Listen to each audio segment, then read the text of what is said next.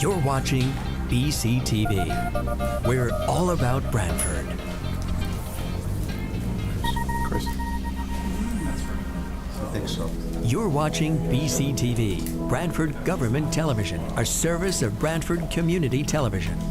This program is brought to you in part through the support of the town of Branford.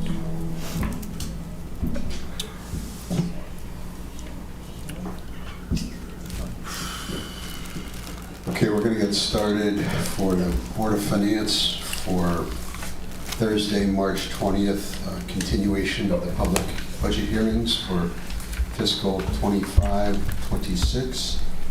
And before we get started with departmental presentations, I'm just going to provide an overview. There's $144,457,798 being requested from all the departments, town and Board of Ed. That equates, after revenues are applied, to $124,246,000 being raised from taxation, which with a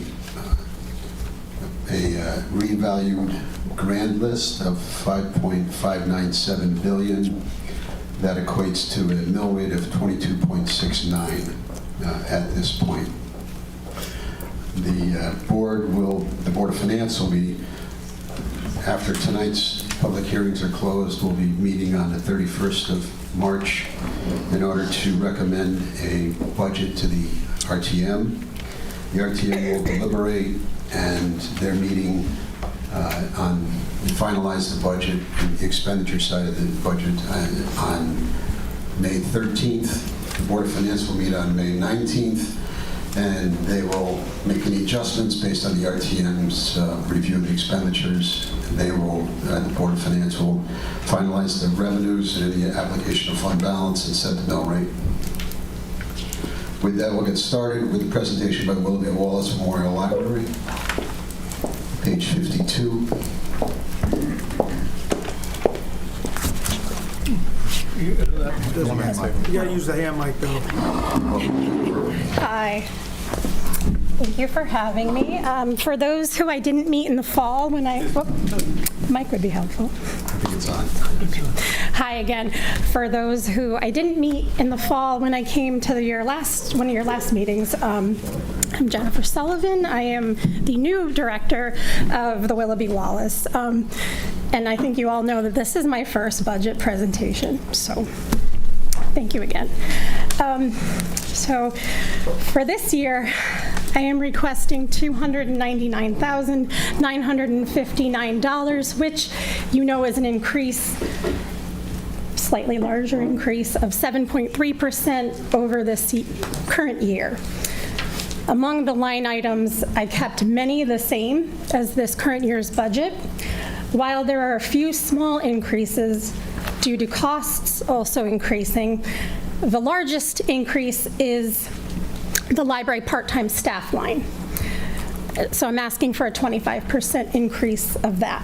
So there are two reasons. One is very positive. We are busier than we were over a year ago, and looking back at the post-COVID years, every year it's gotten busier, both physical circulation, electronic circulation, and actual people walking in and out of the building is higher. So with that, you need more people to help the people. The second reason, upon my arrival last spring, I was a little surprised to see that there are many times in the building where people were working alone. So that's not safe, both for the staff, the patrons, and the town as a whole. So there were a few minor incidences that made me rethink our staffing levels and our scheduling. And upon discussion with both the first selectman and the director of human resources, we decided to implement 2 staff members on at all times when we're actually open to the public. To fill any gaps, I increased hours for some positions and I brought on additional staff. So to continue this level of staffing, I will now need an additional $20,250 over last year's part-time staff line. Jennifer, how many staff do you have now, part-time and full-time? So full-time is just myself and one other person. And then for part-time, we have, I think right now we have 7. Yes, 7. And that equates to an FTE, so you have 2. So the full-time the FTE is, I will tell you that. and a part-time. Yeah, I do have that.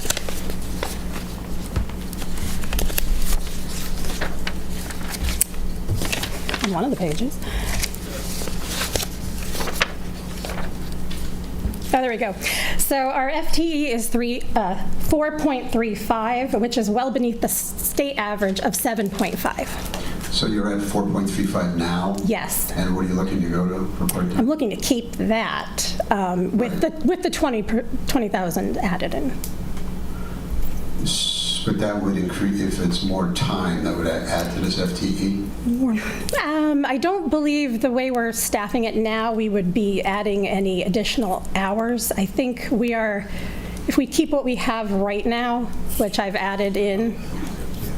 Why don't you check with HR? Actually, just to clarify. Yeah, I was gonna say you can- Because, Joe, we have been, so right now, she is staffing to have those 2 people Correct. online. So it wouldn't be an increase. Oh. So mid-year, after she evaluated, there were a couple minor incidents. Okay. She came. So you're already at 4.35? Correct. This is to fully I want to fund it for next keep year? that. Yes, exactly. Now, so how do you get through this year with your budget? Sadly or not sadly, I have somebody out on leave right now, so that is helping a little bit. And I may be back before the end of this year to ask for a transfer That's if we. okay, you don't have to do that. Okay, so We'll see. you're looking to have basically 6.35 FTEs for next year, including the 2 full-time plus the 4.35 part-time. Believe so, yeah. Well, I think the 4.35 is part-time. So no, the 4.35 is full-time equivalent. But I don't recall, actually that was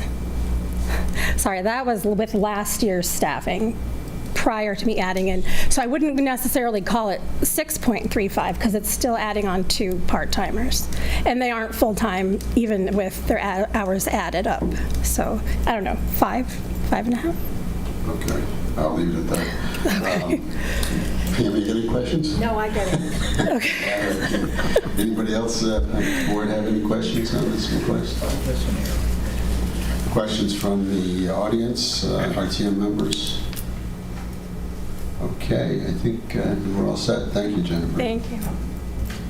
Next is James Blackstone Memorial Library, page 51.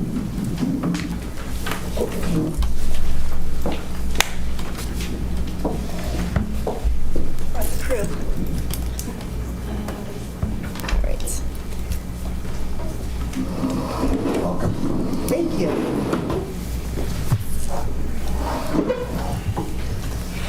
Okay.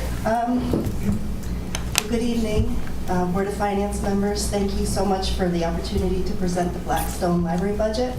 I'm Katie McNichol, Library Director. With me is Kathy Oxalita, our Business Manager, Janice Kochanowski, our Board President, and Larry Greenberg, our Treasurer. For fiscal 2026, the Blackstone Library's total budgeted expenses are $2,006,500, a 2.67% increase over last year. Unlike the other town departments you review, our budget is our total operating budget, including salaries, employee benefits, materials for the collection, utilities, building and grounds maintenance and repair, and insurance. Question, do we have the detail for this? I had, Actually, we just, that We was, just that emailed was it to on you. us. We just emailed it, so. I brought Okay. copies, Good. You did bring copies? just in case. That's terrific. If you have, that'd be helpful. Thank you. Down.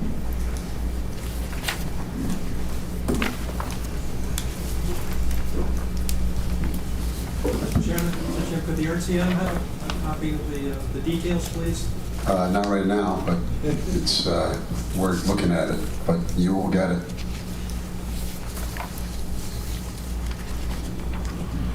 This is one page? Is that what this is? Yes. Okay. There's some extras you can give to the RTM. Thank you, Mr. Chairman. Okay, sorry about that. That's okay. You want to start from the top again? Sure. So for fiscal 2026, the Blackstone Library's total budgeted expenses are $2,006,500, a 2.67 increase over last year. Our budget is our total operating budget, which includes salaries, employee benefits, materials for the collection, utilities, building and grounds maintenance and repair, and insurance. Consistent with the last few years, we are requesting 89.2% of the library's operating budget amount from the town in the amount of $1,789,500, which is an increase of $46,000 over last year, or 2.64%. The highlights of the fiscal 26 budget request are salaries, which total $1,071,111. That reflects an increase of $24,334. We followed the town's directive for unaffiliated employees, increasing full-time rates by 2.75% and part-time rates by 2.25%.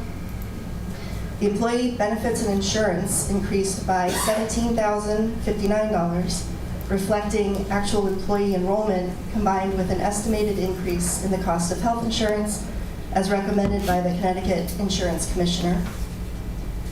The materials of the collection remains unchanged from last year at $112,000. This amount supports print materials, plus streaming services and digital licenses for ebooks and audiobooks that we lend. Our utilities total $65,027, and that's an increase of $4,000, reflecting an anticipated increase in electricity costs. And we do participate in the town's electricity and gas buying program. Costs are just simply going up across the board. Our repairs and maintenance totals $85,000, and that reflects an increase of $6,000.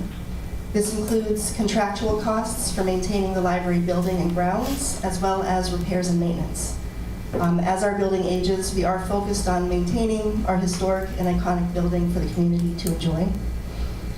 And then insurance for the library totals $45,000, reflecting an increase of $5,000 over last year. Commercial property insurance has risen nationwide, and our insurance premiums have increased as well. This adjustment reflects the increase in premiums for coverage for the library building and personal property. And then the total of all other expenses reflects the appropriate adjustments made in accordance with spending last year and the first 6 months of this fiscal year. On the income side, along with the Town of Branford operating grant, budgeted income includes fees from printing and lost materials, auditorium rentals, grants, donations, direct appeals, and fundraising events for a total of $122,500. And we are proposing a withdrawal from the endowment of $92,500, which represents a 2.25% increase over last year. That's in accordance with the commitment by the town administration, Board of Finance, RTM, and the library to ensure a sustainable endowment. Those are the highlights of the operating budget request. For the capital request, Why don't we just pause for a second? Sure. Yeah. Questions on the operating side of the Blackstone presentation? I'm good, Joe. Members of the RTM? Frank Tuhol, you have a question? I do, Mr. Chairman. Should I stand here? Sure, you can stand there. Okay, thank you, Mr. Chairman. So, You have to hold the mic up. okay, thank you, Mr. Chairman. So anyway, I just wanted to ask a question about the RTM sinking fund that was started for the Blackstone, I believe in 2021, which is $30,000 a year that you receive, extra for the sinking fund, which is supposed to be for the, the structure, the old beautiful building, the marble building, plus the grounds. So I believe the sinking fund that you've gotten so far equals about $120,000. So I just wanted to know if there's anything left of that, and would you please give us some idea of the, all the different activities that you've spent. Frank, we'll cover that under capital, but yes, they're going to make that presentation. So, other questions on the operating side of the budget? I just A quick question on the fundraising going down. Is there less fundraising we're doing, or is that somewhere else? The expenses have gone down. I believe you're pointing to the line. 63,200? Yeah. We had budgeted for some donor appreciation events last year. We've found some ways to save some money and scale that back, so that just reflects some changes in some of the expenses of the fundraising events. But the overall, those expenses get applied against the income from the fundraising events in line 43500. Okay. Yeah. Okay, thanks. So it doesn't mean we're doing less fundraising, Correct. we're just doing it. Correct. Okay, thank you. Okay, other questions on the operating side? Okay, if not, we'll move on to page 62 of the capital presentations, and that's where the Blackstone Library Sinking Fund is there, Frank. Yes. So, Kathy. Okay. So, yeah, for the sinking fund, we are requesting this year $40,000 for that sinking fund. The requested amount is contingent on needs for technology replacements and upgrades and the building repair. The uses of that sinking fund will be subject to the town's regular oversight procedures. Okay, questions on the sinking fund contribution of $40,000 for fiscal '26 from the board? Okay, questions from the audience? Frank, you have a question? I do, Mr. Chairman. Yes, so anyway, so the question is, as I said before, since 2021, when it was started, 30,000 then, I believe you've received about 120,000 in the sinking fund. As I said before, it's to be used for, the beautiful marble structure repairs, as well as outdoor, landscaping work. So my question is, in that account that you have, in that fund from the RTM and the Board of Finance, is there anything left right now at present? And would you tell us some of the things you've spent the money on over the years, please? Sure. So just going back to the first couple of years of the sinking fund, 2021, 22, the approved amounts were $35,000 in those years. In 23 and 24, the approved amounts were $30,000. Right now, we have a total balance of about $87,000 from that original total amount. In the first couple of years, there were amounts earmarked for different uses. Every year we asked for a little bit for technology upgrades and the balance for building contingency.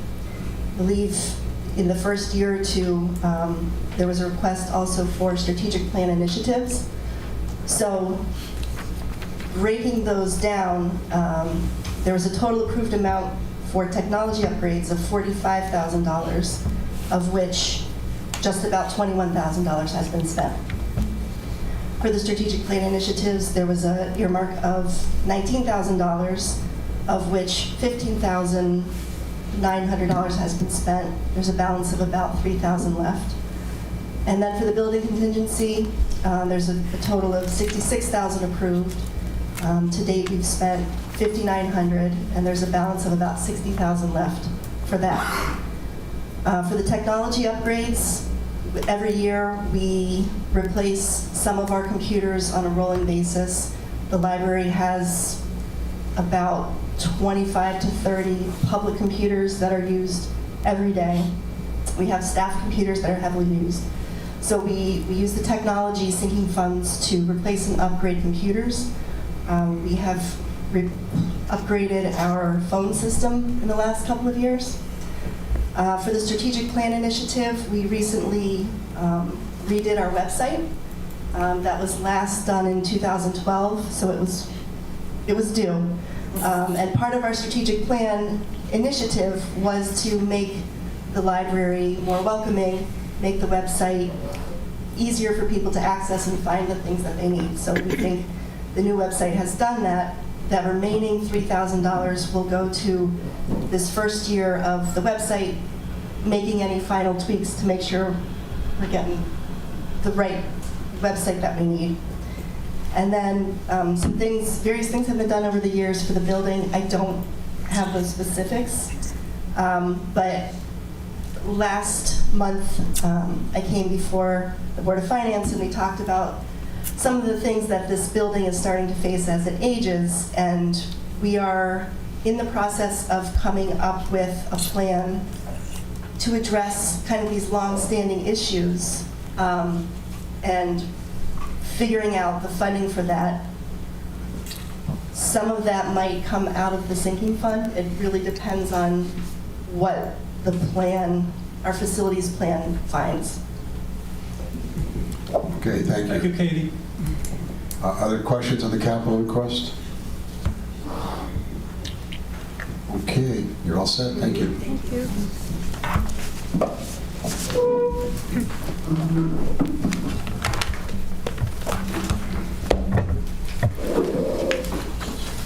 Next up is elections, page 22.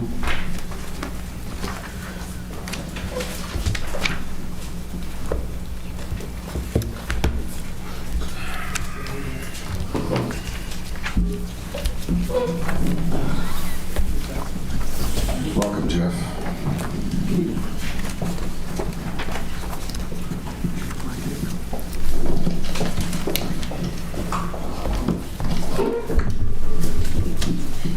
Good evening. My name is Jeff Rowan, I'm one of the registered voters here in town. My counterpart, Aaron Waller, is unable to be with us today since he is out of state. Filling in for him is Peter Black, who is the deputy registrar. And also, I want to thank you very much for rescheduling us from Tuesday till today. Sure.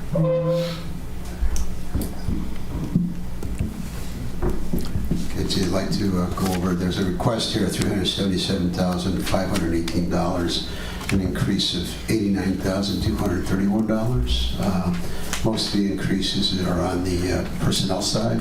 Right. The big expense, a lot of it was early voting, which hopefully we will not be having primary in late summer, but it's possible.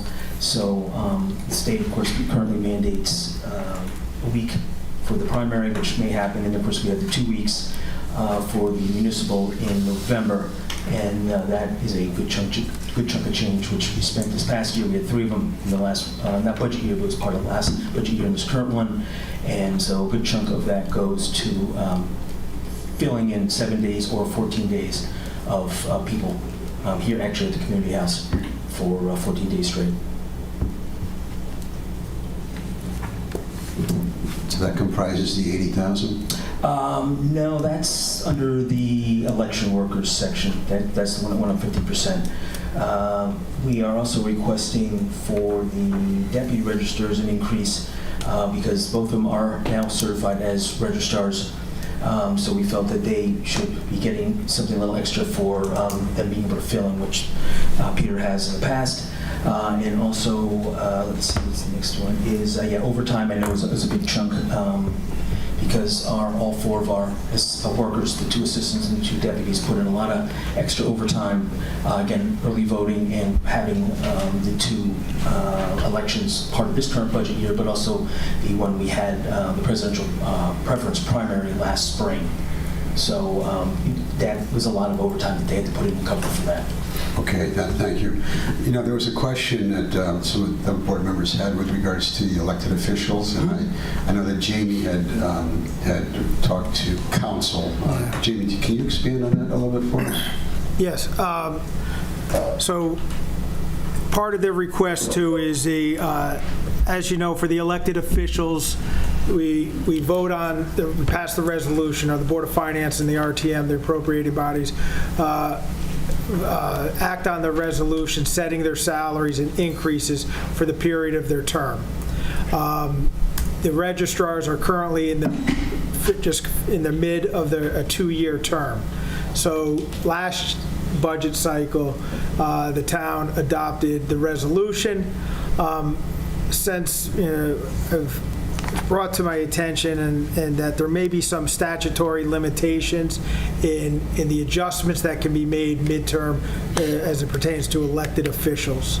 So I did reach out to the town attorney to get his opinion on this action that is before you with the elected registrars. That's with the elected positions. I will also note that you have a large increase with the election workers. Clearly, as Jeff has just stated, we know that this year there was a lot more time required with early voting. However, this coming year, the election workers will be paid through HR, through our payroll system. And I know the HR director has been reaching out to the registrars to kind of have an understanding of the amount of personnel and the type of payments that will be made to fill these positions. And I think that matter is still outstanding. Are those W-2 positions? Yes, yep. They're W-2 positions? Currently they're 1099s, but they will be moving to a W. They're moving to W-2. That's a movement too. Okay. That's That's cleaner. right. Well, if I may, Mr. Chair, there's actually an IRS ruling on the matter for election workers that they should be paid through W-2s. So When did that come in effect? would we really want to know? No, Okay. but you were on a raise it, so. Counselor, I'm just a CPA, so that's. It was about 2001, I think. It was a long time Okay, ago. enough. We've been, as you may be aware, part of this was pushed because of them going to early voting, so, it's a less sporadic thing, but there actually was a bright line ruling on it from the IRS some time ago. And I think still up in the air is whether there's a Social Security liability for the town. I think HR thinks there's not, but the ruling expects Social Security to be paid by the town for the election workers. Okay. Okay, thank you. Questions on this the operating budget at this point? No. Questions from the audience or RTM members? Tracy, you have a question? Frank. Thank you, Mr. Chairman. Tracy Everson, District 5. On the registrar's salary increase, I know you mentioned that the council has been asked. The previous RTM did an extensive review of the salaries for the registrars of voters, and we asked them to please come back and tell us what the impact might be to review this. And now there's a substantial increase in here that has not come to the RTM, has not come through the Board of Finance, but it's in the budget. So that's kind of my question is, how did we get here? Specifically, you're asking a question about why the increase in the salaries, or? Yeah, the 22,375 is significant. That was never something that has been approved by the. Right, it's being presented now. Right. Their current budget is 63,925 for that line item. So, yeah, that's where we're asking questions, and we'll get some input from HR and from the Selectman's office for our deliberations on the 31st. And then if there's more information that comes to light during the RTM process, that's fine. Yeah, because usually these are done prior to elections. Correct. So it's a little Yes. unusual. Yep, thank you. Other questions or comments with regards to this elections budget? Okay, thank you. Next up is school-age childcare, page 63.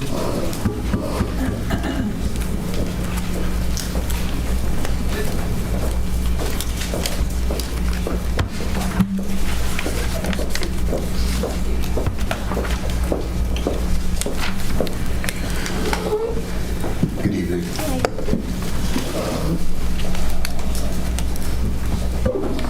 I'm Lauren Scoltetti. I'm the Director of Early Childhood. The microphone. Welcome. Use that mic. Go ahead. Start again. Hi, I'm Lauren Scoltetti. I'm the Director of Early Childhood for Branford Schools. So next year's budget, the percent increase is requested at 3.3 with an amount of $20,147. Our SAC program currently, for this school year, we have 150 students that we serve from pre-K through grade 6. That represents approximately 130 of our pre-K 6 families. Our summer program for this year currently has 51 families that we'll be supporting. We are staffed with 17 staff members. Almost all of them are part-time. The program runs from 7 until the bell rings, so that's different at Walsh versus the elementary schools. And then the afternoon program runs from dismissal until 6 o'clock for the K-6 kids. Next year, we are proposing to have a SAC program at Indian Neck for our pre-K students, so that pre-K does not get bumped or bused over to Tisco or Sliney or Murphy, and they can stay where the playground is more developmentally appropriate and they're familiar with the staff. So we would have that program from 7:30 until 5:30, obviously minus school hours. So next year, we're hoping to expand. We are planning for a tuition increase across all of the programs, pre-K and K-6, with different levels of increase for the pre-K kids, given that the hours are different. We are intentionally drawing from our fund balance to support our implementation of our full-day pre-K model that is starting as of next school year. Let's see, what am I missing? Yeah, I think that's it. Thank you. Question, what's the fund balance? Balance of the fund balance? I should bring my glasses. It's just shy of $500,000. Okay. And so this is, would you anticipate this application year after year at this point, or this is the first year in order to kick it?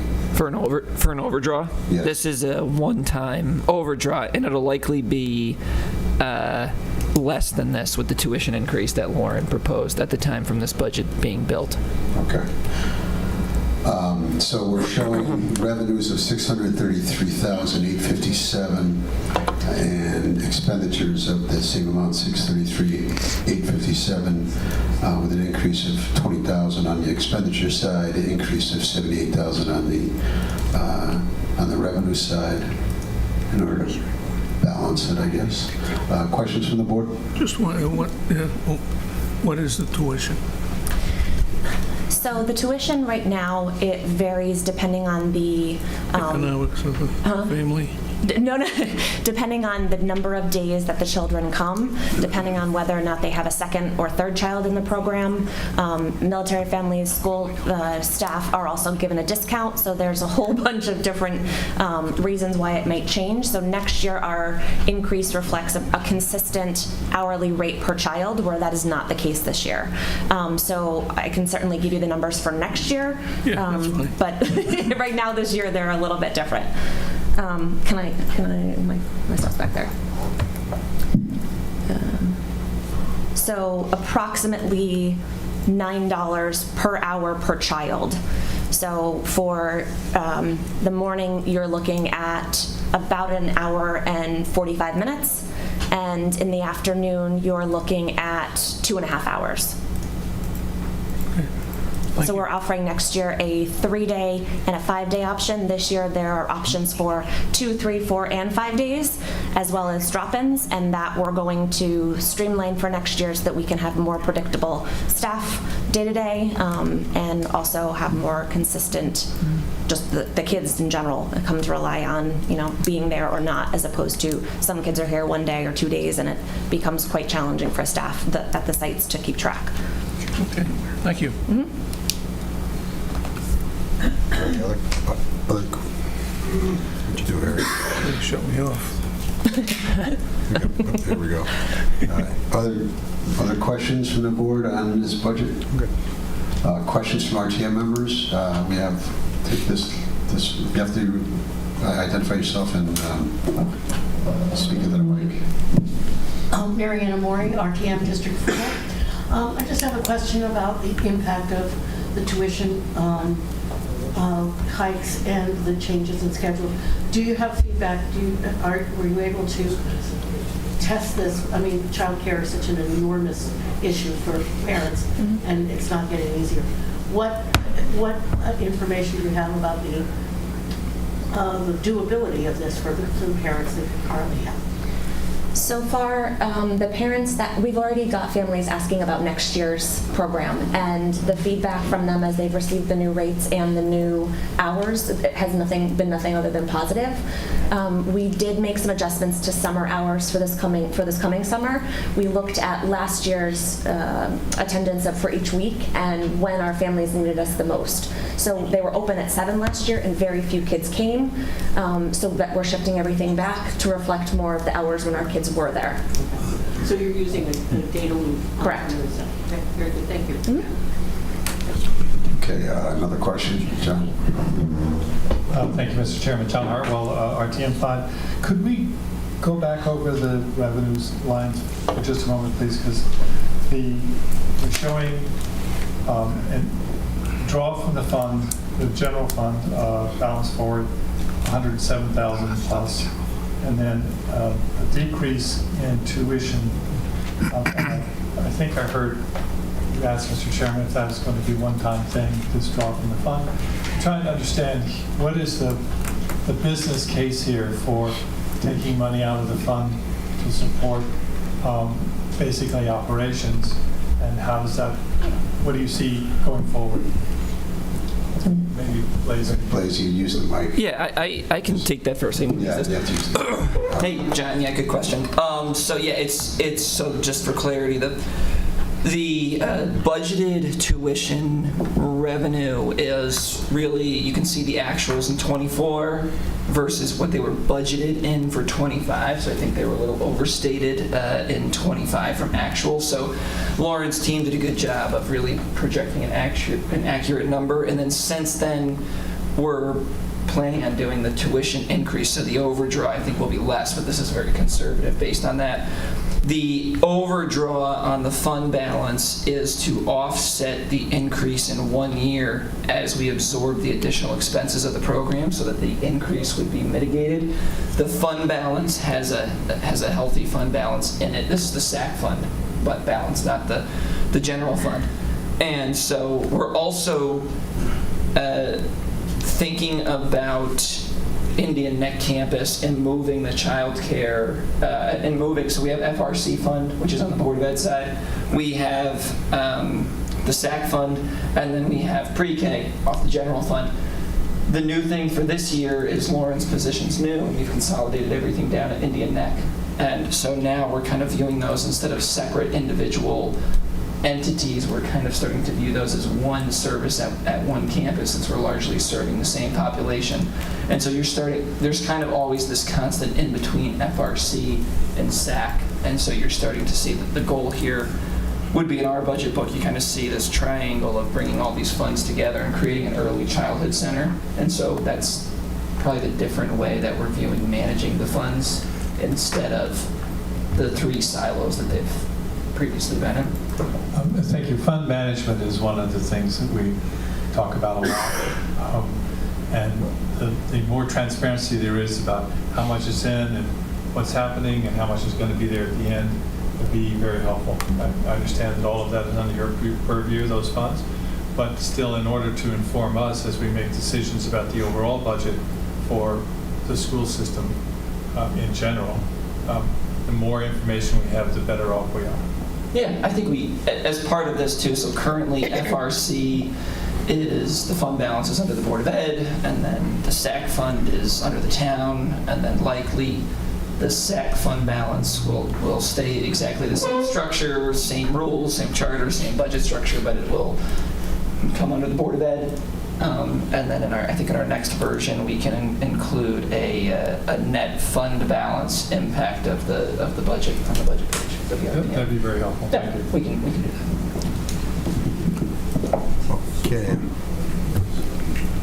battery's getting low here. Other questions on this budget? If not, thank you. Next up is adult education on page 62.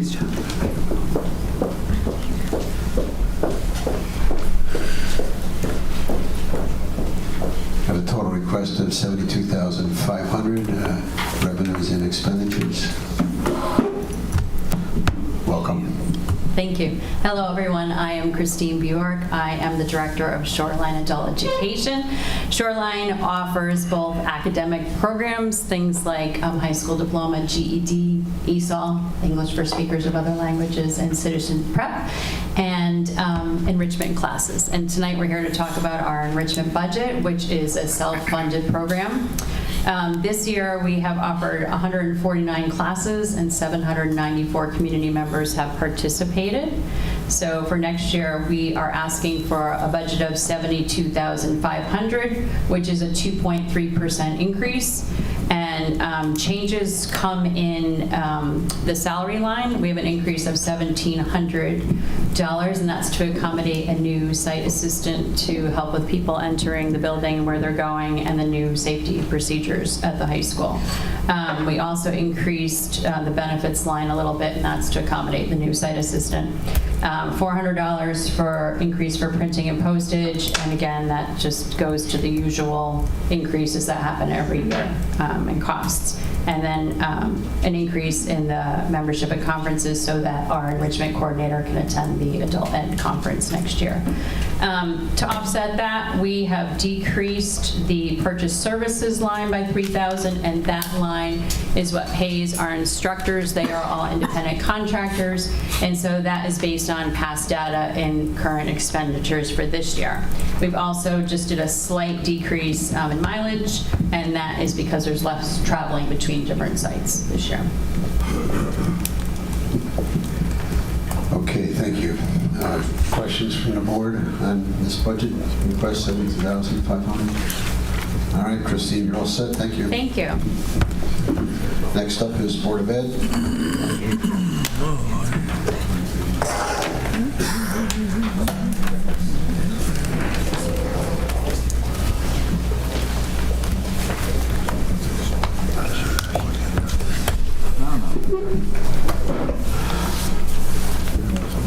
Welcome, Peter. Welcome, Christopher.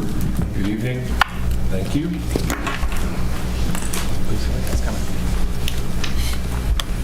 So wait for ladies to return. Please, could I start this? Good evening, Chairman Mooney, members of the Board of Finance. Thank you for considering the proposed budget of the Branford Board of Education for the 25-26 fiscal year, Waves of Opportunity. The proposed operating and capital budgets reflect the commitment to providing Branford students, faculty, and staff with the resources necessary to achieve the strategic goals of equal opportunity and growth for all, supporting students in acquiring global learning competencies, and improving the district communications with all stakeholders. The proposed budget seeks an appropriation of $69 to $640 million. A significant driver in the increase, slightly over 1%, is special education costs, a portion of which is eligible for state reimbursement. The net proposed increase, after considering the state reimbursement, is 4.6% to the taxpayer. The BOE has been mindful of the guidance provided by the town and the Board of Finance when considering its long-term obligations, such as union contracts, as well as the development of this budget. While the percentage increase is slightly above the guidance the Board of Finance provided, any reduction in the proposed budget beyond the 1.2% reduced by the BOE will have programmatic impacts. Dr. Tranberg in his presentation will provide more details on the budget drivers and the reallocation of existing resources to improve educational outcomes. You will note the capital budget proposes a significant increase in outlying years. The proposal is a placeholder to telegraph to you that the BOE anticipates significant building improvement requirements, particularly at the high school, and the redistricting and reorganization of our elementary schools and early learning program. The BOE has assembled a committee to develop a master facilities plan, and we are fortunate to have Chairman Mooney active in its participation. The placeholder and timing will be refined as our community navigates through the planning process. This year, the revised format of the budget book and presentation, in furtherance of the third goal of improving communication, attempts to provide a more relatable and understandable document from which the board and other stakeholders can evaluate and make decisions. A final note, thanks to Chairman Mooney and the entire Board of Finance, First Selectman Cosgrove, and Finance Director Finch. The BOE greatly appreciates your collaboration and support during the budget cycle and throughout the year. Thank you. You need to. Is this okay? No, you need them both. This is for the room, and that's for the cable. All right. I'll start by just saying thank you. Good evening, everyone. I'll echo the thanks to the town Board of Finance, to First Selectman and Director of Finance. We appreciate the partnership and the open conversation we have throughout this process. Quick thank you speech to the Board of Ed, who have been incredibly supportive. My admin team, under the leadership of Jim O'Connor, who's the BAO president, who's here tonight. The central office team, so Kim Castoro, who's our Director of Business Services. Patrick Lays, we partnered with him. He is not one of our district employees, but he helped us in preparation for this budget. Connie Turkington, our Director of HR, Carrie Irick, my assistant, and Maria Casais, Blaze's assistant, are just all very important to this process, as well as Cabinet, which includes Blaze, and Allison Moran, Assistant Superintendent, and Charles Ciccarella, who's our Director of Student Services, who's also here. So it's always dangerous to name people because then you forget someone. So Brendan is also here, our Director of Facilities, and I'm sure I still forgot someone else, but I'll keep moving, because every time I do that, I forget somebody. This is just a quick overview of what we'll cover tonight. So some background information, demographics, the budget itself, and just talking about some of the investments and a summary of where we are, how we got here, and why. I named the budget this year after not naming it. I think next year I just said it's the Getting Better budget. This year it's Waves of Opportunity, a connection to my life as a Jersey boy growing up on the Jersey Shore. Every single wave is an opportunity, and sometimes you take them and sometimes you don't. Last year I would have classified the wave as not catchable because I was too new and I needed to learn too much when we got to the time of the budget process. Sometimes you can be too late, and the reason the budget is what it is this year is because I think if we wait on some of these items, it'll be too late, and you don't ever want to deal with the whitewater wave because there's no fun. You're not surfing, you're not bodyboarding, you're not doing anything with that. So when the wave is catchable, it's called the sweet spot or a critical wave. Those are some of the more technical terms. And just because I do my best to keep up with semi-obscure pop culture references, I'm going to name the 1987 classic film Back to the Beach, starring Frankie Avalon and Annette Funicello, where Frankie Avalon is in the position of having to capture this major wave called the Humunga Cowabunga from Down Under, which was later stolen by the Teenage Mutant Ninja Turtles, that title. So there's your trivia. Definitely Final Jeopardy worthy, so don't forget that. The next piece is our mission vision, which guides everything we do, as well as our global learning competencies. But when it comes to the budget, I just want to name our core values. The core values are what we expect the adults in the organization to embody, and they're very important to this process. And that is a growth mindset. So having this belief that, yes, we can get better, continuous improvement, we're going to do the things to accomplish that, and we're going to reflect on our practice to continue that cycle. And then speaking of cycle, I hope you have your reading glasses 2.25 or higher. I don't expect you to be able to read that, but what this shows is what our cycle is over the course of the year. And the reason I included this in the slide deck, and it's also in the budget book itself, is we often think of the budget process as being this time from about January to May when the budget is ultimately approved and supported. But for us, it's actually all year long. And we've moved everything up about a month this year. So the budget for next fiscal year for our administrator started in September. So this just goes through what we're looking at over the course of the year. And having a new Chief Operating Officer and Director of Business Services this year, we did an even deeper dive. So as you will notice, the budget is presented in a completely different format, and the entire budget structure is rebuilt from scratch, which was a very impressive undertaking in this year. We evaluated all staff and we put in a new process to really have a verification process of who works where. And that was really in response to questions that this board had, as well as the Board of Education, on FTE count, because the FTE count some were in grants, some weren't in grants, and it wasn't always clear who is. So this is a baseline year for us, so you can see the number of employees that work in the district, so we'll have a year-to-year comparison that is clear and consistent moving forward. The other piece I'll name on this slide is everything is connected to our strategic coherence plan. Moving on to enrollment, we participated in an enrollment study with the NP Planning Group, and it was presented in June of 2024. And what we know from that report is we're looking at stable enrollment for the next 10 years.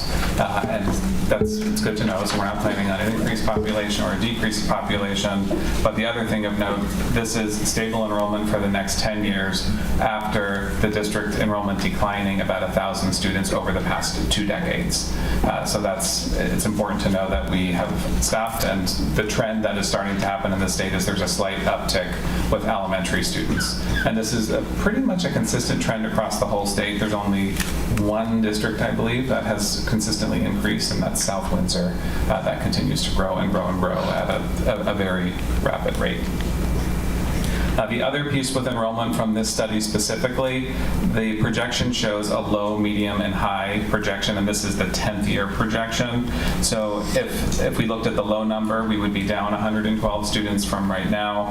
The medium is what we use for planning, so that shows 0, and the high would be up 142 students, and that would, just for reference, that's about 56% of the size of Sliney if it was on the high side. This next graphic just shows our enrollment by school, most notably the elementary differences. Tisco and Murphy, as you know, are the same footprint of the school. So 365 at Tisco, 319 at Murphy, and Sliney is currently at 252 students.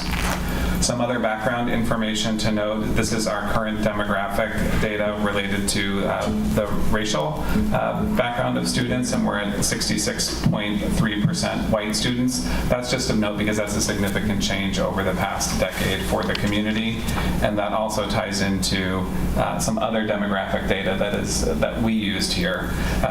This is a comparison of our Smarter Balanced assessment. Smarter Balanced is our grade 3 through 8 assessment for ELA and math. All 3rd through 8th grade students take this assessment.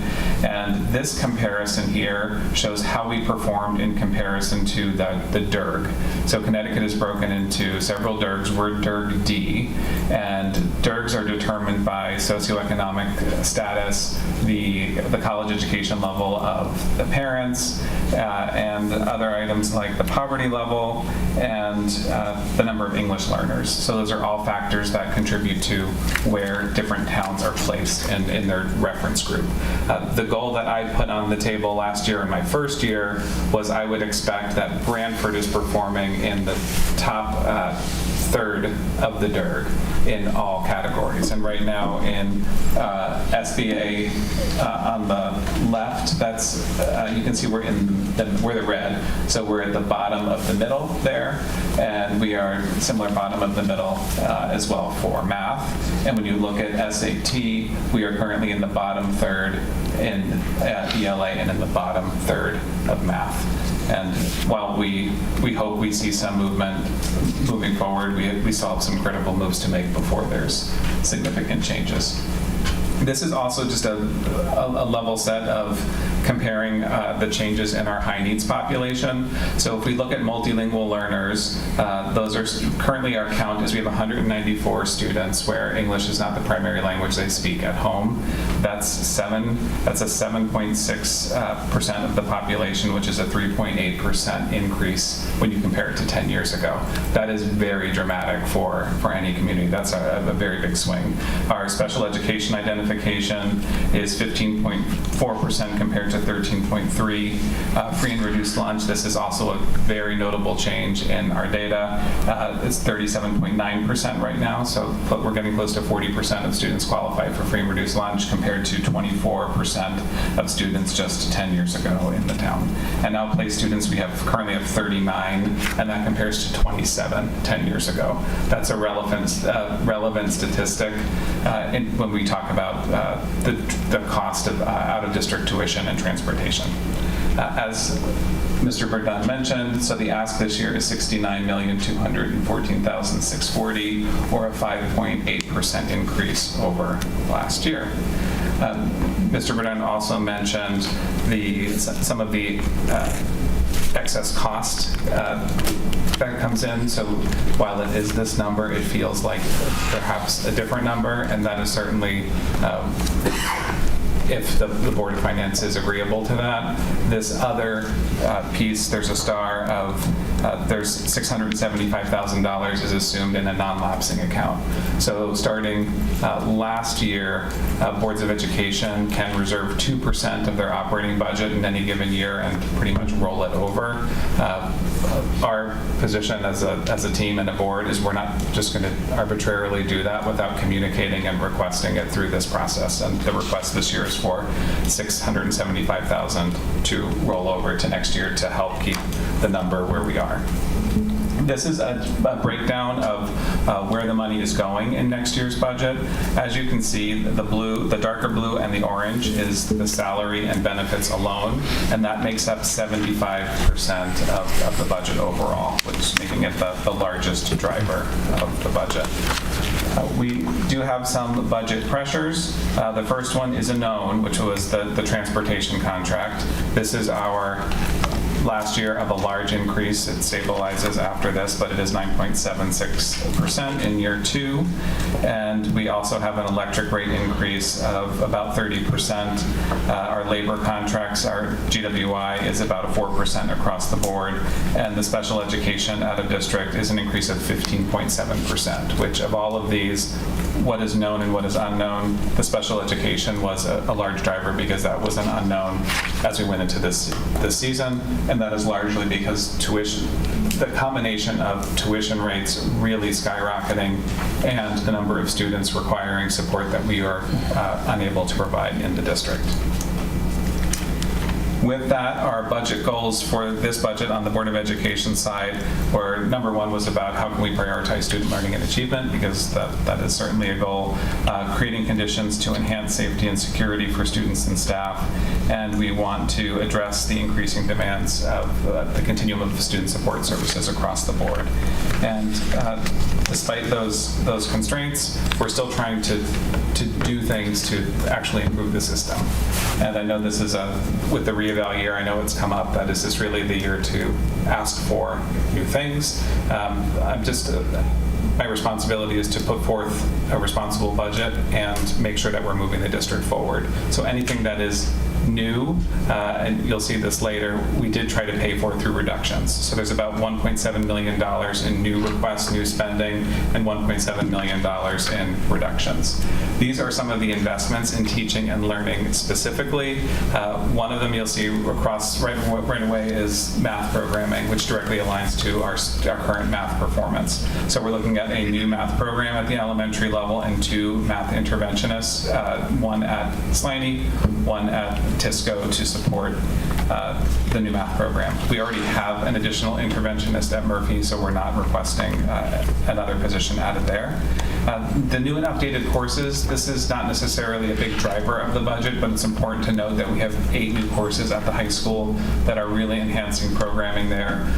Mr. Panagoulias was responsive and working with students last year to talk about what is it that you want to do, what are you going to pursue after high school, and looking at not only the college pathway but career pathways, and what can we do a better job at providing to make that happen. So we will have a CNA program that is launching next year. That's a part of a larger, I'll call it a cognate, this big idea of health professions that we're trying to build out. So a CNA, you can finish high school and go right into the workforce. And we're also looking at more advanced math and science courses. So if someone wants to be on a pre-med track, yes, you can also take these courses related to health professions and be on a college path as well. So we're making some exciting changes there. I'll skip over Leader in Me. I'm talking about that on the next slide. As always, professional development and textbook purchases are a driver, athletics uniform replacement cycle. And this budget also does address summer school. And the way we are addressing summer school in this budget, just to be clear, we have notified the community, we're greatly scaling back what summer programming has been. So during the few years of our ESSER funding, a very large portion of those dollars went to summer programming, upwards of $500,000 a year. And that was something we just couldn't sustain without that level of funding. So we did a lot of data analysis about which programs have the highest return on the investment, and those are the programs we preserved moving forward. Leader in Me, I did want to call this out because it's a shift in really trying to build on the assets, the strengths of our students. If you look at the 7 items on the right, you might have a flashback. I'm having 80s night today. 1989, 7 Habits of Highly Effective People. If you remember that great work by Stephen Covey, the 7 Habits really started in corporate world, business world. They were adopted by the Air Force Academy as well. And one day, a principal happened to hear Stephen Covey speak, and she went up to him and said, "Have you ever thought about what this would look like in a school?" And he said, "No, I haven't. Why don't you try it and let me know how it goes?" So this person did, and Leader in Me has evolved over about the past 15 years, and it is a great program that really focuses on 2 pieces. It's people hear Leader in Me and they think of, well, maybe not everyone is a leader. It's not just about leading others. It's about what you need to do to be a leader in the self. So it's about the self and others, and it will be an exciting way to address some of the challenges that we face. We are also moving to a full-day preschool program next year, and preschool is all about high-quality early learning as early as we can get it. The earlier we have students, the better positioned we are going to be for their success in kindergarten and beyond. So we're very excited dollars in our calculations, and we've already exceeded that in registration so far. So registration's going well, and we also made a promise to the Board of Ed that we're not saying no to anyone. If people keep registering and we have enough students to fill a class, we will open another section of preschool as well. So we're very excited with that new program. Another investment in teaching and learning is we're adding, assistant principals are becoming house principals because we're trying to do a little bit of rebranding and change the feel and shrink the size, in theory, of what it feels like to be a student at Walsh and the high school. And these extra positions will they will work closely with the school counselor and the family, so every student, regardless of their standing, can have a student success profile and have close attention, and we can increase communication. I also want to note that these are not 2 added administrative positions. There's a reduction of 2 other administrative positions in order to make these happen. So when I mentioned the 1.7 million in new is paid for with the 1.7 in reductions, this is one of those examples. The other, yes, discipline is certainly probably one of the things I hear about most, and something that takes up quite a bit of time of our administrators. But the other thing that happened, I know I point to October 21st was my least favorite day of this year. That's the day that we had the Dunkin' Donuts incident outside of high school, and Branford was not cast in a great light on that day, and it caused us to do a lot of reflection and think about how do we want to move forward. So some of these security asks do exactly that, and our goal is always to enhance and improve security, and as we're doing that, we're trying to minimize risk, maximize defense, but also not deteriorate the social fabric of how it feels to be in school. So there's a fine balance of what are the things that we can do and what is needed to make those things happen. So this budget, last year, you might remember, we made all of our security positions full-time. We had a bunch of part-time employees, and so we didn't have a sense of a good department, not really clear standard operating procedures. And now as we're moving forward, we have a director of security in this budget to really oversee the department, provide the necessary training, and really work to refine those standard operating procedures. They would also liaise closely with the police department and the fire department, who've just been incredible partners as well. The other investment that I mentioned is with student support services. I will say Charles and Deannabelle have really been incredible. They're the two administrators of the program who have provided oversight of the program for many years. The needs of the special education population have just increased tremendously everywhere across the state, and this is one of the most important pieces of the budget, is adding a director of specialized instruction to help manage those increased expectations. The other investments in the student support services, we're eliminating an outsourced position, and we are realigning the management structure, as I mentioned. And the goal is with the position is to explore possibilities of, okay, let's look at the students that are outplaced. Is there potential to build some programs in-house so we can bring some students back, which would greatly reduce the cost of some of those outplacements. This is a step graph that just shows, it starts all the way to the left. If you look at 65.4 million, that's where we started this year, and that's with the 4% increase from the previous fiscal year. And the next green block shows the general wage increase and step increase of the contracts. And then we have benefits, the special education expenses are next. And then we're using the word catch-up. It's not the best word to use because investment doesn't do it justice either. And I don't want anything that I say on the next few slides to make it sound like the town is not appropriately invested in education, because it is very clear that this board and all boards have certainly done justice to the program.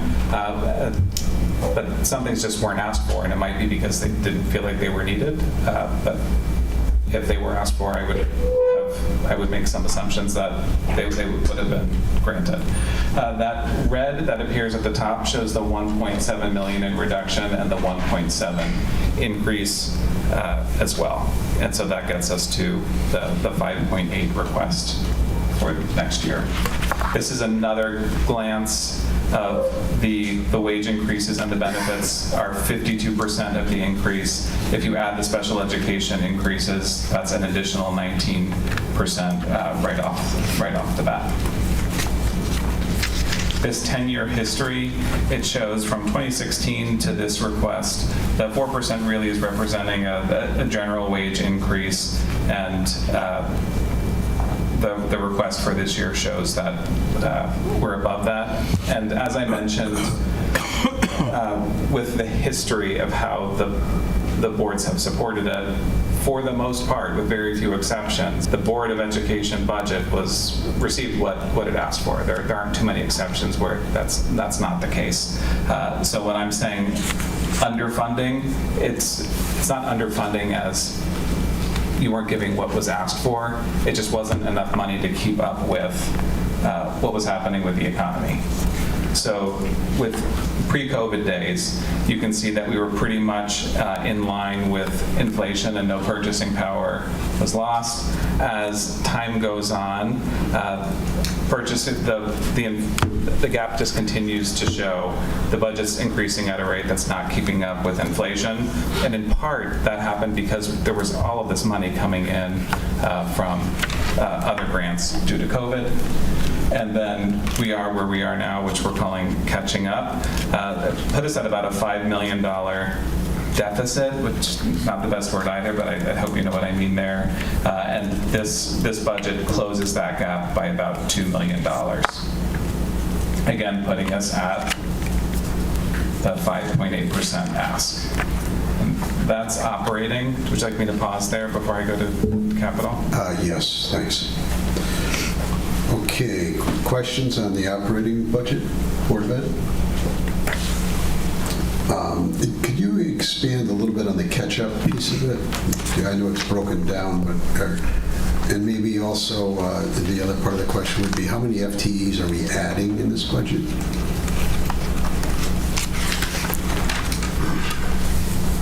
So the catch-up, when we're talking about curriculum, athletics, and preschool, those are a few places that, and I'll say largely because ESSER funding did offset some of these, not enough money was being invested to keep up with the needs. And once those grants were gone, we can't keep up with, we can't deliver the level of programming we need to without the funds that were there. It's the easiest way to say it. Do you want to? The other thing too is, and I'm not sure what's going on with my voice, but is that a lot of the accounts were being subsidized already, so there's already a negative in the actuals, and so some of the spending was occurring and subsidizing it from other portions of the budget where we're kind of decreasing, especially in this budget where the Board of Ed is kind of thinning out our capacity in like vacancy assumptions. That was largely carrying a lot of these accounts. So you're saying it's a tighter budget? Yeah. Okay. Yeah, in theory. And how many FTEs are we adding in this budget? It's a little bit hard to say because we did all of this FTE adjustment. I know, you're kind of for a little, so maybe whatever number you have, I guess, is good for now. So our administrative headcount, and this is not across all administrators, whether it's a union administrator or non-administrators, we're up 1, and our teacher headcount was up 2. Okay. And our para headcount is down probably 2, if not 3. Okay. And, I've seen some articles and such about, how performance really is an important, teacher performance, I think, is very important to student performance. And, across the nation, there's been some studies in different cities about, kind of trying to address that. Have you looked at how any of that system, either whether or not it's merit or it's other performance measures, might influence the outcomes of the students? It's a great question. So the item with the highest impact on student achievement is the teacher that's in the classroom. That's one of the things we know for sure from educational research. We have a new instructional framework this year based on the new art and science of teaching that was rolled out because the state totally changed the teacher evaluation and feedback system.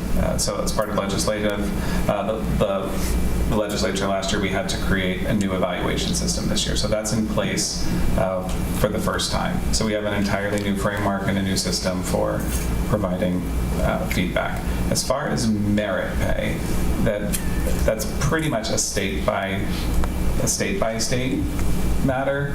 The closest thing to it is you might find some districts that have some type of stipend incentive for teachers through a contract, but it's pretty rare in Connecticut especially. Okay, and as far as any tumble down from the federal changes at the federal level, do you anticipate those impacting next year's budget? Right now, I don't. It's an interesting day to say it, since today that there was an executive order to, I don't know, was dismantle the word? I want to use the correct word, to dismantle the Department of Education. There was also a line that most media outlets did not pick up. It's without interruption to student services. So those are two very interesting things to happen within 1 or 2 sentences. But our understanding, and I was actually with the commissioner today, the former Secretary of Education, Miguel Cardona, was with us today today was the Connecticut Superintendent's Conference. So I don't hang out with them on the regular, but I just saw them today as this was all happening. And the interesting part about it is states have always had most of the autonomy of how the school, how local school districts are running, and the local municipality even more so. The concern with this, just from an operational side, is obviously federal grant funding, especially Titles 1, 2, and IDEA funding. Those are big dollars for us, and more or less the assurance that people were feeling today was that will not be disrupted. The other things, just in case people are curious about what else does the Federal Department of Education do, it's things like Pell Grants and FAFSA, so things that do affect families. But all of those services in the executive order are going out to other places. And the continuing resolution that just passed includes funding for IDEA and Title I, as is at the FY25 funding level. So it'll be a flat funded level. Those are our two biggest grants. And then the risk would be like Title II, 3, and 4, which left the discretion to the president. But that's like about $75,000 in comparison to the few million, that we get in the other grants. Okay, thanks. And my final question was, Jamie, I see that you signed on to a petition, I think, to the legislature with regards to full funding of the student funding mechanism. Do you have any input on that, or do you have any hope that the legislature is going to fully fund according to the statute? Well, that was the ask. Yeah. But no, there was a letter that was circulated around the community, just ensuring that it was fully funded. I did sign on to that letter requesting. Haven't obviously at this state time we don't know what's going to happen, but that's our COG and actually throughout the greater New Haven region, all the towns pretty much signed on. Okay. And you're aware of the request to fully fund the ECS or whatever, but chances are probably slim, but at least the ask is there. Yeah, I think fully fund is unlikely, but there's more pressure than there's ever been. So I think something could happen, so that's good. Thank you. Questions from the board on the budget? Pam? Just curious about the contracts that were settled and how staffing or retraction and retention rates, are things stable with teachers? Yes, we have. But I think I've said this before too. We have incredible retention with our teachers and admin. We posted some anticipated vacancies as we're looking ahead to next year, and we're seeing more applications come in than we've seen in a long time for some positions. So that's all very exciting. Okay. Other questions from board members? Jeff. Jeff? Thank you. Nice presentation this year. It was well thought out. A couple things as I run through some of the line items. Payments for special projects. Looks like I knew a line item this year for 148. What does that entail? Page 22, please. Yeah, I have my description here. So page 22, you're looking at.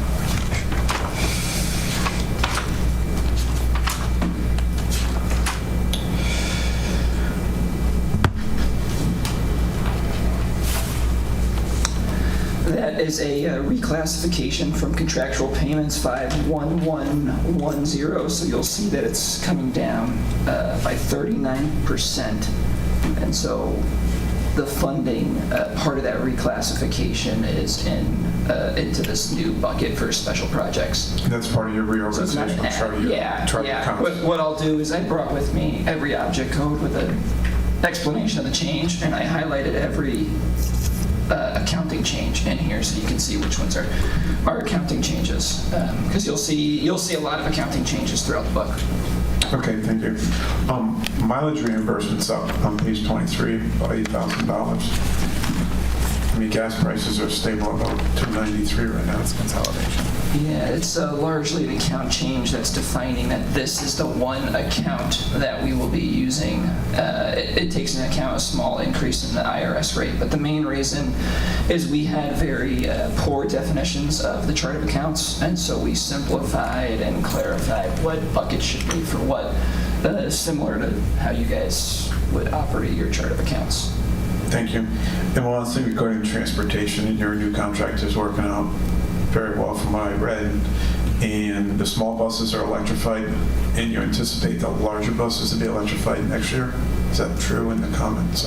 School 27. School 27. 27, okay. Yeah. Thank you. Okay, other questions on the operating side? Questions from members of the public or our RTM members? Frank?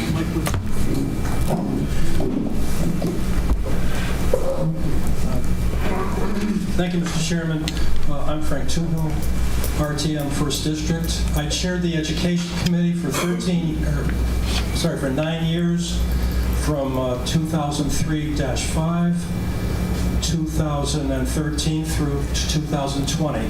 I support the budget before you today, the operating education budget as proposed.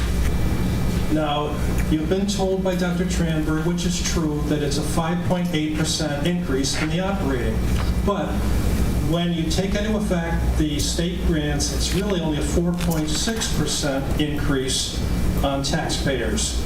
And of that, 1.3% is the increase in special ed and transportation.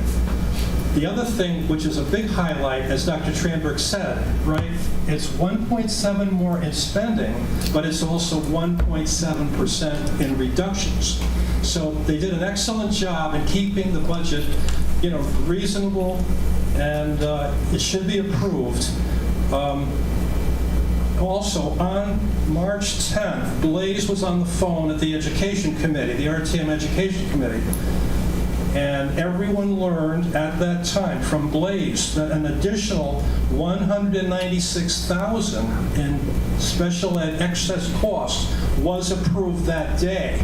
So Branford's going to get $300,000 plus an additional $496,000. So that should reduce the cost to the taxpayers down below 4.6%. So I support the budget as proposed tonight. There's a lot of excellent new things, without adding extra cost to Branford Public Schools, including, as Dr. Tranberg said, 8 new BHS courses, some of which I would consider to be vocational. I mean, our students don't all go to college, and when they graduate from high school, they should be able to get a job with skills learned at the high school, in my opinion. And this calls, the old days, right, we had the woodworking shop and the automotive shop, and you could get training in that. But I don't believe there's much vocational now, except maybe food service, which has always been there. But this budget proposes, as Dr. Tranberg said, a CNA program. You can graduate from Branford, take the CNA exam and earn good money. Also, the honors pre-college program is, there in the budget. There's an expanded UConn offering.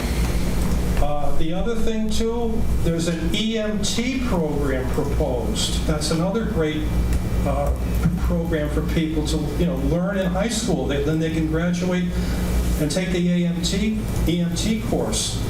This is all very important to the Branford student. Also, full-day tuition for pre-K, all tuition-based, based on a sliding scale, will take place, at the Indian Neck. That's been proven to greatly strengthen, preschoolers. That's in the budget. 2 math interventionists to be added. A leader in me, which Dr. Tranberg described. It implements the district with that book. As he mentioned, 7 Habits of Highly Effective People. It's going to be implemented district-wide. It creates a director of security to ensure we have a safe learning environment in our public schools. It also creates a director of special instruction. Currently, Mr. Ciccarelli has 20 special ed teachers reporting just to him. I mean, he needs help. He needs help with that special ed programs, so this will give him some help.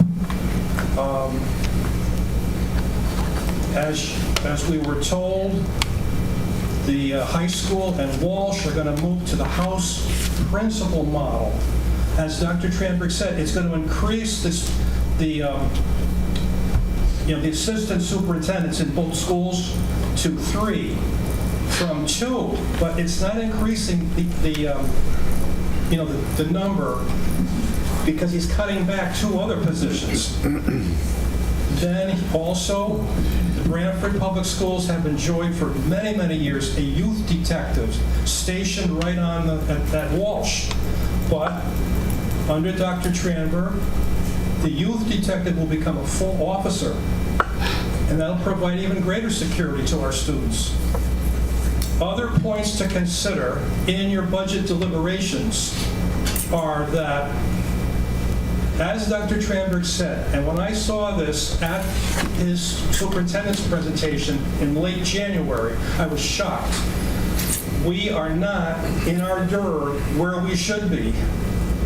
He showed some slides. We're in the middle of some DIRGs. We're in the lower third of another DIRG. Branford and Branford students, should be doing better. We have to give them the means to improve. So with those points and those considerations, I ask you to please pass the budget as proposed. Thank you. Thank you for those comments. Other questions or comments? John? Thank you, Mr. Chairman. John Hartwell, District 5.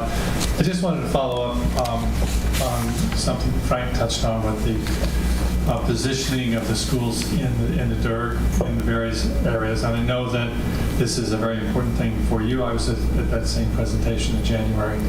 It's clear that Branford schools need to rate higher. And I know that that is not something that you can do overnight. But I think it is fair to ask, what sort of trajectory would you hope to achieve with this budget and future budgets? So how could we, as a community, over time, look at what you do and say, yes, the money that we spent was well done? That's a great question. Because I don't think that that's our only indicator of success, right? It happens to be the most public and a big driver of our overall standing in the state. And it's not only this how we score on the raw score, it also takes into account our growth and our students meeting a certain growth level. But that aside, what we're looking at, and I actually presented this to our board last night, we're looking at what steps can we take to become a high reliability organization, to have consistent results over time, and to be predictable, and to take the right actions to address the needs of our students and staff at all times. So we're going to embark on that process starting this spring. We're going to have our Safe School Climate Survey, and from that, we're going a completely different route. It's going to be very data focused, and when we receive those, I think I'll push the button.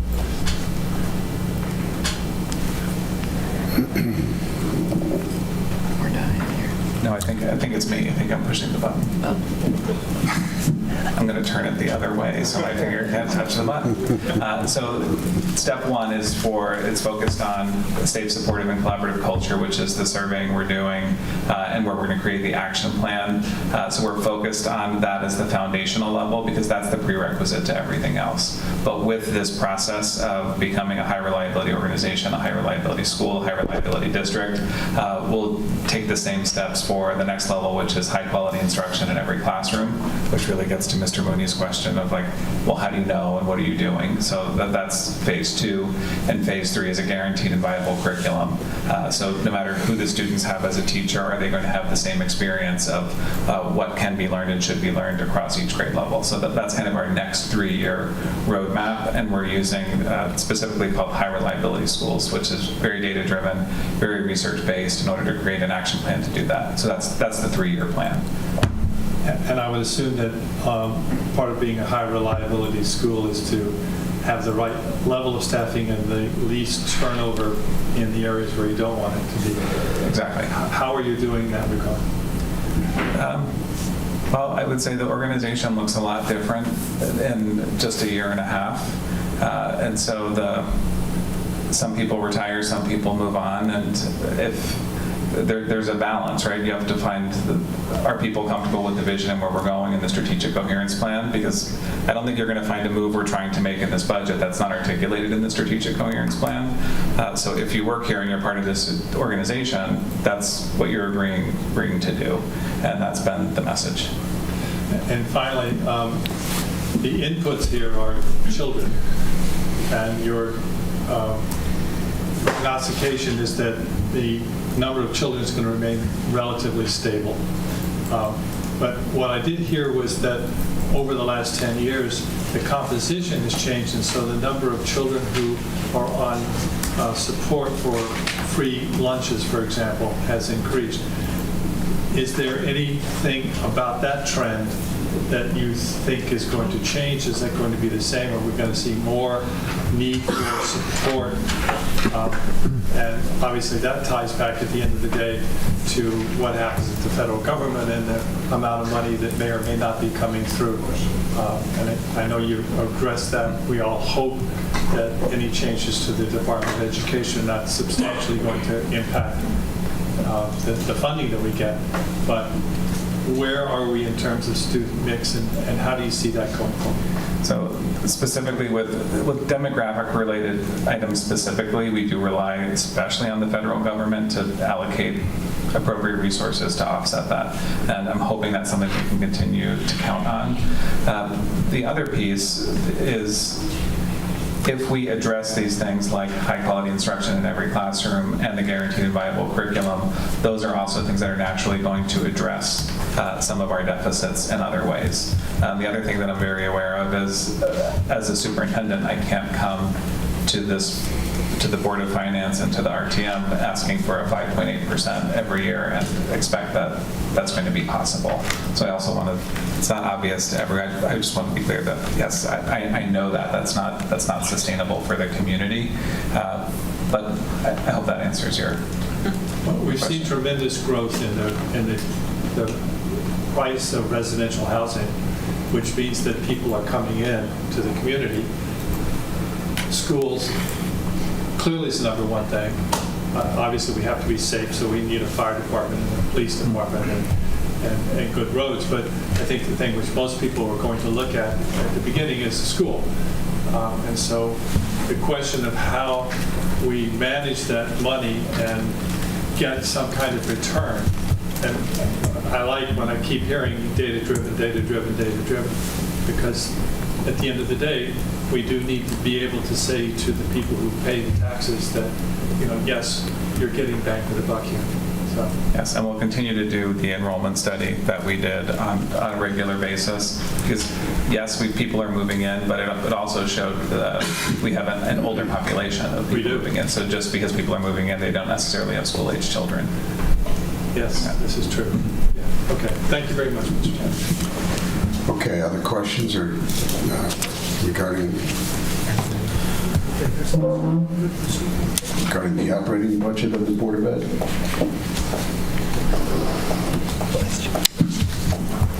Need a mic.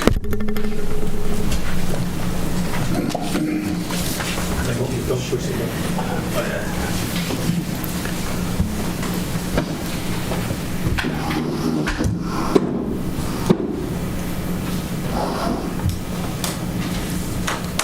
Good evening, Rick Jerome, Pheasant Lane here in Branford. So just a couple of things here. Points that are more specific, overarching theme that's more general in nature, but first I'd like to thank Mr. Hartwell. Those are some great questions, and it is refreshing to see a member of the RTM asking questions that I think are pretty on point and relevant under the circumstances that our budget is and our district is. With regard to the specifics, I've handed out a sheet of 15 items, amended public input 2025 to 26 DOE budget. I passed it out to most everybody in the room. I ran out of copies. I'd just like to highlight the needs for these things, and I'd like to, just make special mention of 3 of them. Number 3, greater investment in the paraprofessional contract. We continue to have an entity that is under, the compensation is not in line with what there needs to be. Recently, the chief operating officer said that, we had the lowest amount of paraprofessional openings, and he was correct. But it was 7 openings that we had, and that was the lowest by far. We don't have a contract and an agreement that is equitable and beneficial to us or the paraprofessionals, and it needs to change, and it's been that way for a while. Secondly, item number 4, bringing in the SROs from the Branford PD. My understanding is that all of that is going on the police budget. As somebody that constantly advocates for educational improvements, I'm okay with that personally. I would like to see that. But on the flip side, doesn't it perhaps make some sense that both entities enter into this partnership with skin in the game, meaning half of the budget for education, half for police? That would seem equitable, but it's okay by me if it's not. And then lastly, the superintendent has, and the chief operating officer have identified a gap, if you will, a gap that over the years, with this somewhat arbitrary 2% budget, and I guess 4% is the new 2% with inflation and cost of living, et cetera. Over time, that's created a gap. With the budget now on a 4.6% trajectory, that that financial gap or shortfall would be about $4.5 million. I reserve the right to be off on that, but it's still significant. And I'd like to call attention to these things because it's needed, necessary, and relevant. Now, I'm bringing this to your attention. You all are the financial experts. The Board of Ed, they're the educational experts. And, I'm sorry, but there's no way around saying this, and in the interest of being succinct. I feel it's unfair to have to impose more and say to the Board of Finance, hey, you guys need to kind of think outside the box here and understand what's going on with the district and understand where we are and why we're here. I think that's the Board of Ed's job. And the truth is that, look, I've looked at all the meetings. As it relates to this budget, the Board of Ed is not doing what it should be doing, given the specific situation that we're in. We have a new superintendent. He's been here 1 year and 3 quarters. He has 3 reviews under his belt. He's exceeded expectations by any rational measure. He is kicking ass and taking names, okay? Which is exactly what we need, and what there is a lot of pent-up demand for. It would be logical to assume that when you have that, funding would be appropriate for that. They're not going to take it out of their own pockets, okay? There's pent-up demand, there's pent-up need. And, the Board of Ed is not saying, hey, look, we're the advocates, we're the ones that are standing up, we're the ones that are saying we appreciate your guidance, but this is what we need, this is why we need it. That's not happening. And it creates an adverse spillover effect. Now, let me close by saying there's a positive and there's a concern about doing things right and doing things wrong. Doing things right, the positive is we can get on this wave that Dr. Tramberg talks about, okay, in terms of the budget. We can do something meaningful for years and years of apathy and neglect, okay, and move the ball in the right direction. We brought on a new superintendent to be an advocate for change and raise the bar. We did not bring him on board to run in place and maintain the status quo. He, in turn, has brought in people to help with that change. Now, I'm a recruiter, as you all know. Let me tell you what happens when somebody is brought on board to be a change agent and to create this wave, if you will. But there's no ocean for the wave, all right? It's more like a lake or a pond, right? You can't have a wave from that.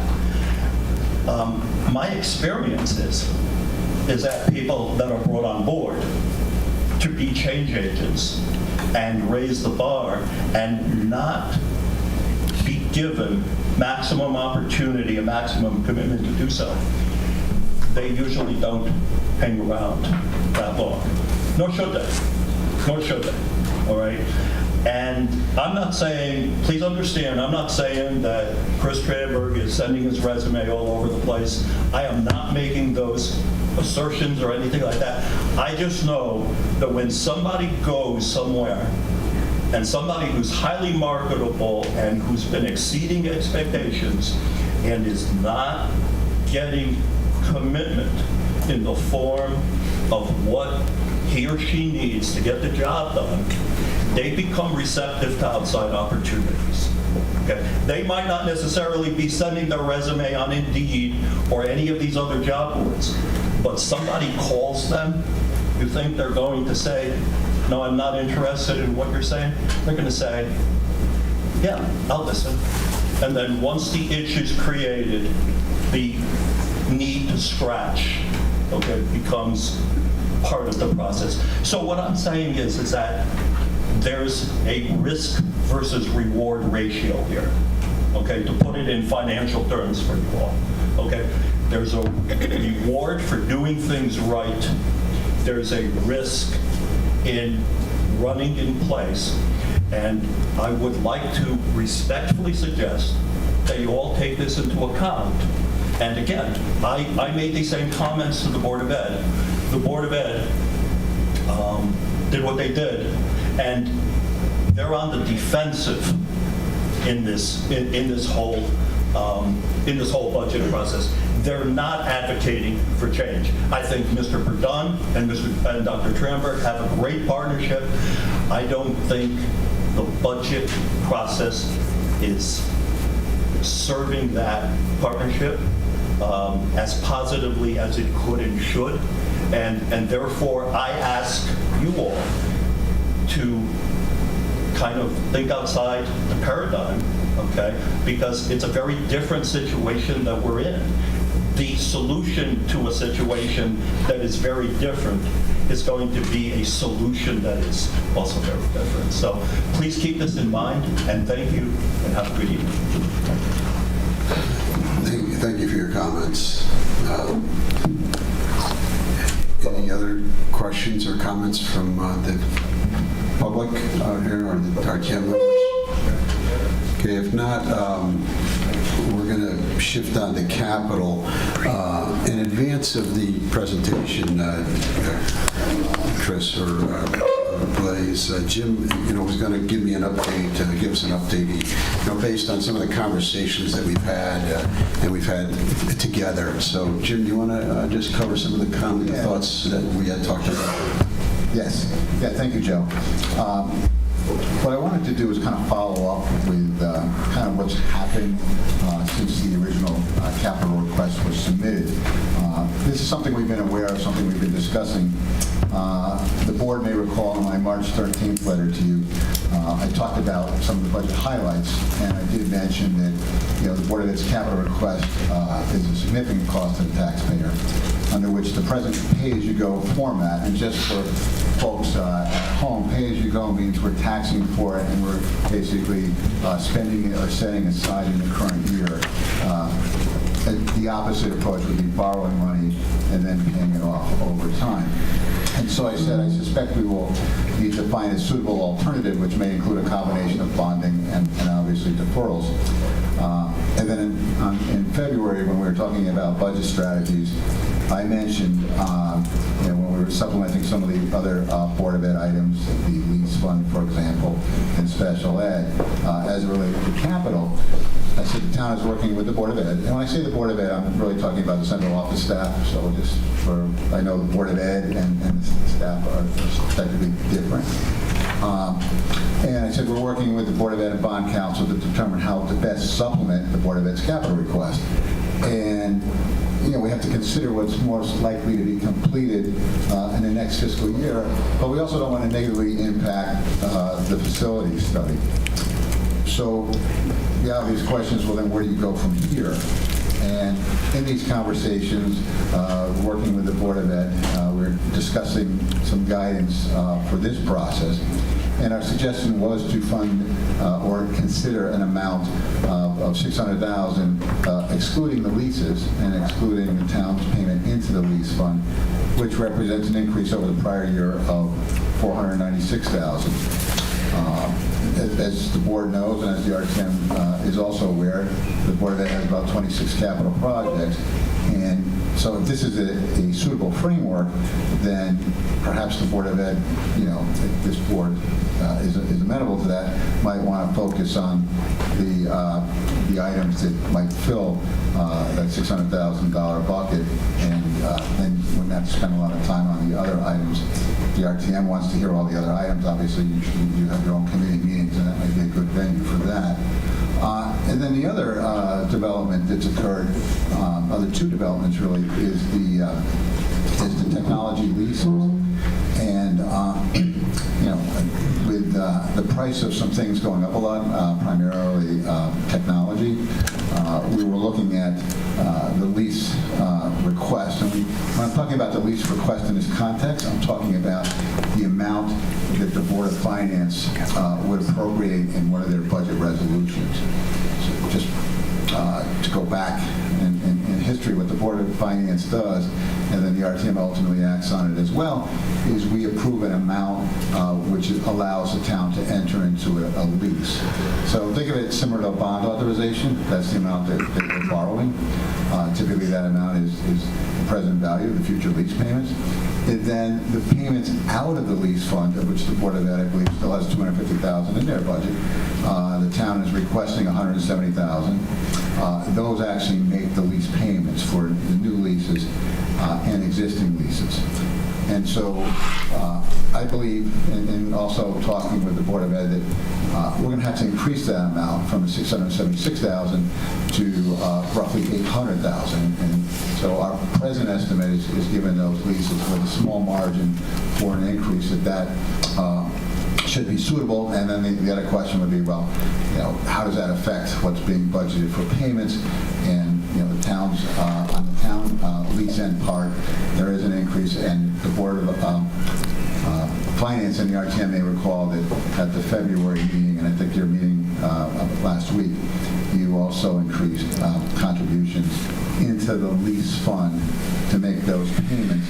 And the last thing I'll mention that's been going on, which impacts the capital, not necessarily tonight, but since we'll be meeting in probably another 2 weeks or so, I think it's important to mention, and that is the skylights at the high school cafeteria are in need of basically being fixed and replaced. And so there is a bid that's currently out on the street for that. And we understand understand that, it's subject to the funding being available, but because it is out on the street and because it is something that needs to be done in this next year, the Board of Ed will be making a request to the Board of Finance, and I've worked with bond counsel, and so what we will be doing is a bond authorization for that. So those are some things that impact the capital and some developments that have occurred since this book was published. So I just wanted to sort of set the framework and make folks in the room, Board of Finance, et cetera, aware of that. And with that, I'll turn it back to you, Mr. Chairman, and the board. Thanks. So not the short circuit, but that, I think part of the concept is that we know there's the master planning project that's out there for schools. We also know that there may be some other requirements that need to be bundled into a debt package at some point in time, but at least to kind of give an idea as to what we're looking at for in order to fund out of taxation, at least at this point in time. But with that, you can proceed with the presentation. I won't say much. I'll say thank you. Like I said, I don't want anything to seem like it was an accusation of underfunding, because the creative problem solving that comes from Jim especially is such a pleasure to work with and work through some challenges. They're just very much appreciated on our part, and we thank you. And as always, thank you for the obscure references. I look forward to them on the regular. For capital budget, I'll talk about some changes that we made. And this just is in line with, we want the budget book to be clear, and we wanted to be more in line with some of the town practices. So we also moved to the 5-year format. Previously, the Board of Ed had 3. We are also anticipating the master facilities plan that should give us this 15 or 20-year big look ahead of what are some of the preventive maintenance things, just so we know what to expect when it comes to those big bucket items. The next page just shows a sample of what you have in your book. So every single project has its own page so you can see what's in our heads right now. And this showed our initial request of $3.1 million for next year, which includes the leasing as well. But that's not where we are, and we understand that. But we are optimistic about the $138 million in fiscal year 29. So looking forward to that. I think that's younger tone. He had to say something. So that's good. So questions from the board? I think we understand where we're evolving here. Questions from RTM members or members of the board? Tracy? Thank you. Tracy Everson, RTM District 5. The Walsh leftovers from the building, is that going to be coming back to the town? Do we have a number on that at this point? Talking about like $1 million or? Either Blaze or Jim can address some of this. I think some of it is the final closeout of the project. We'll tag team on this one, if that's okay. Yeah. Go ahead, Jim. So Chris has talked about some of our collaborative efforts trying to improve some of the things that we're dealing with in financial challenges. And so both the administration and the Board of Ed leadership has worked very hard over the past probably 3 or 4 months to really get their arms around the status of that application. The state has changed some rules. And also the state's had some, for lack of a better word, scandal with regard to their school construction program. So, Greg was talking about impacts on organizations earlier. Usually when you have a scandal in an organization, nobody wants to basically prove anything, right? And so we know that from what we're hearing anyway, is that there's going to be, it's going to be very difficult for folks to give you answers until they see everything in writing. And so under Blaze and Chris's leadership, they did file the application with the state of Connecticut. A lot of it really comes down on how they view what's eligible and what is ineligible. I think another aspect of this in the reporting at least conceptually, is that it's really two projects, right? We think of it as one project, one appropriation, but in reality, there's two projects there. So, and the other thing too is, in terms of the town's bonding, we did not fully fund the Walsh athletic field project because we're anticipating that we're going to get some money back for that. Now you said how much.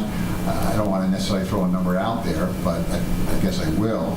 I'm guessing it's probably somewhere around $2 million.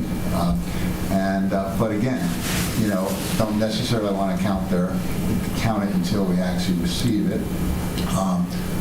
But again, we do have sufficient cash. I know there's a lot of conversation about the town and the fund balance.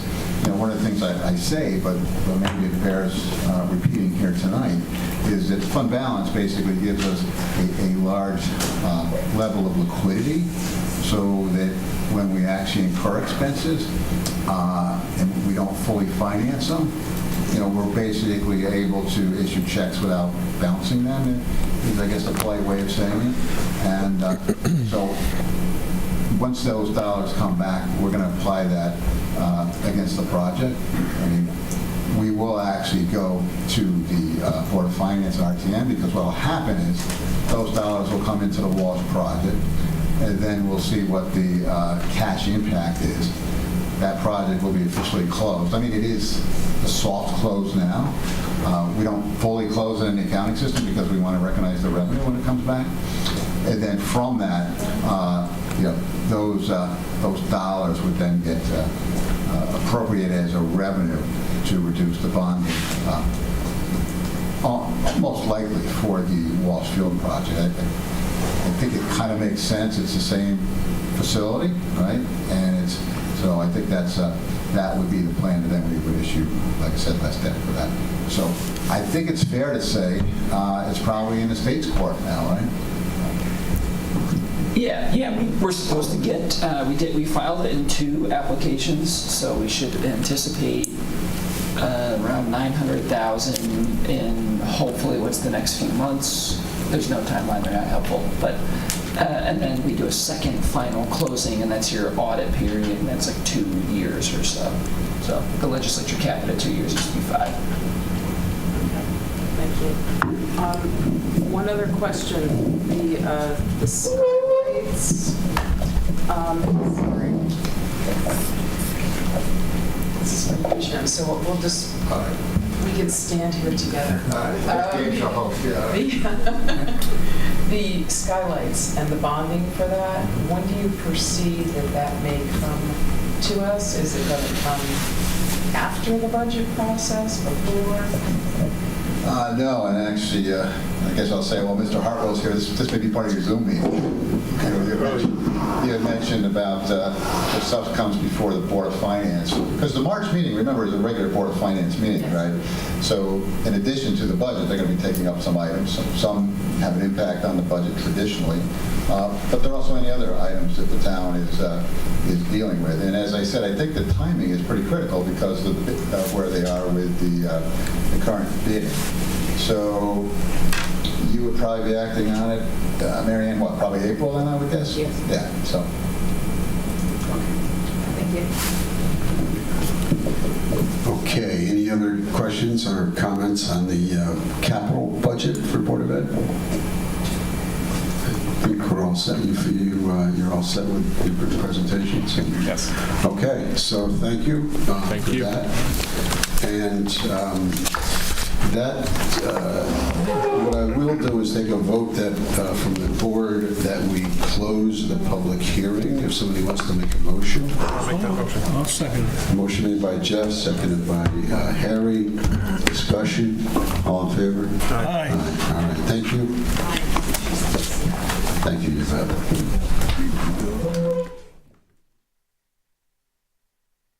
This program was brought to you in part through the support of the Town of Branford. Watch town meetings and other videos on demand at BranfordTV.org.